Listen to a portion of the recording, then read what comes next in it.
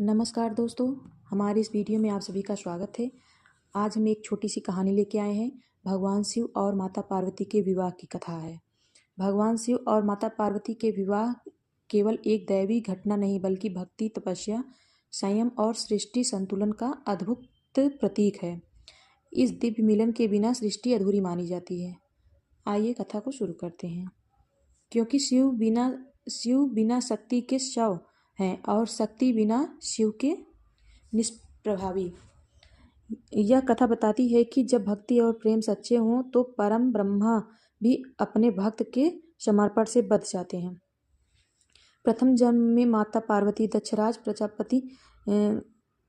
दक्ष प्रजापति की कन्या सती के रूप में जन्मी थी। सती ने भगवान महादेव को पति के रूप में प्राप्त किया, परंतु उनके पिता दक्ष शिवजी का अनादर करते थे। एक बार दक्ष ने एक भव्य यज्ञ किया, परंतु उसमें शिवजी को आमंत्रित नहीं किया। सती बिना बुलाए वहां पहुंची और जब उन्होंने अपने पति का अपमान होते देखा तो वेदना से व्याकुल होकर यज्ञ कुंड में स्वयं को भस्म कर लिया। यह देखकर भगवान शिव क्रोधित हो उठे। उन्होंने अपने वीरभद्र को उत्पन्न किया, जिसने दक्ष का यज्ञ भंग कर दिया। इसके बाद शिवजी संसार से विरक्त होकर गहन तपस्या में लीन हो गए।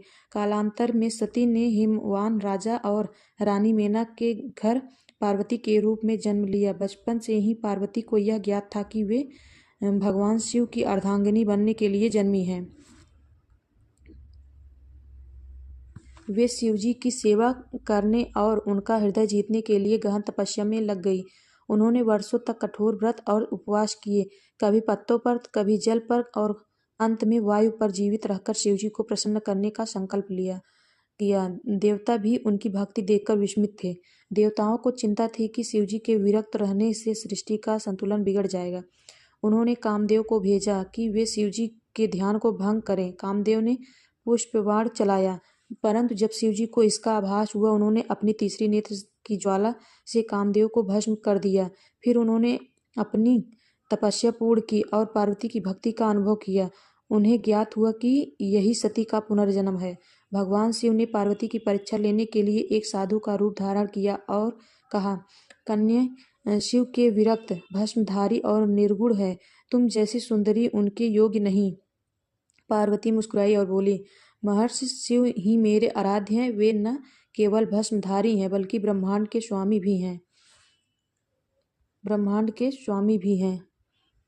शिव प्रसन्न हो गए और अपना वास्तविक रूप प्रकट किया। उन्होंने माता पार्वती को वरदान दिया, हे देवी, अब समय आ गया है कि हम पुनः मिले। यह विवाह सृष्टि के संतुलन का प्रतीक बनेगा। देवता और ऋषिगण अत्यंत प्रसन्न हुए। सभी ने मिलकर विवाह की तैयारी आरंभ की।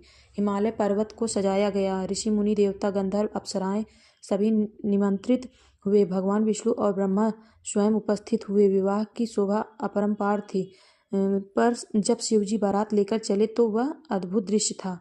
उनके वाहन नंदी बैल थे, गले में सर्पों की माला, शरीर पर भस्म, सिर पर अर्धचक्र और संग में भूत प्रेत, योगी गण और देवता।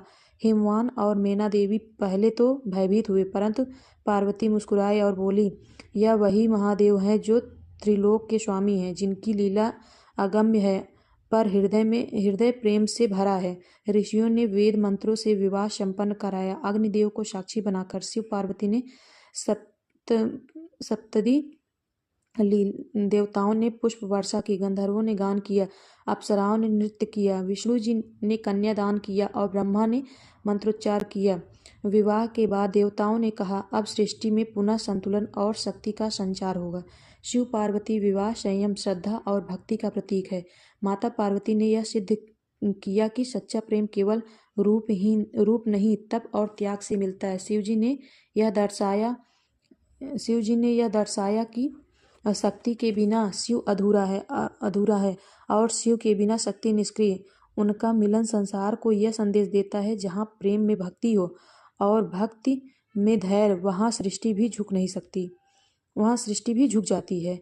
भगवान शिव और माता पार्वती का विवाह भक्त और भगवान, शक्ति और शिव, प्रकृति और पुरुष के मिलन का प्रतीक है। शिव बिना शक्ति शून्य और शक्ति बिना शिव अंधकार है।